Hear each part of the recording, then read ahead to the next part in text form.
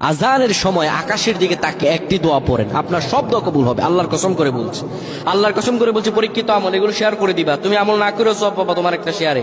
এটি যদি শুনে অন্য কেউ আমল করে তুমি আর সওয়াব পেয়ে যাবা। আজানের সময় যখন আজান হয় তখন আমরা কথাবার্তা বলি, এগুলো অনুচিত। আপনি আজানের সময় আকাশের দিকে তাকিয়ে একটি দোয়া পড়বেন। এই দোয়াটি আমরা অনেকেই পারি। এখন বলবেন হুজুর কমন পড়ে গেছে দোয়া। আমরা অনেকেই আল্লাহ তাআলার কাছে এটা ওটা চাই, কিন্তু সঠিকভাবে চাইতে জানি না।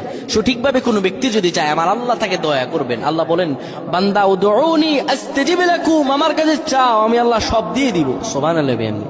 যখন আপনার আজান হয়, আজানের সময় আপনি আসমানের দিকে তাকান, তাকিয়ে আপনি বলুন, পড়তে থাকেন, আল্লাহুম্মা আনতা রাব্বি লা ইলাহা ইল্লা আনতা খলাকতানি ওয়া আনা আবদুকা ওয়া আনা আলা আহদিকা ওয়া ওয়া'দিকা মাসতাতা'তু আউযু বিকা মিন শাররি মা সানা'তু আবু'ু লাকা বিনি'মাতিকা আলাইয়া ওয়া আবু'ু বিযানবি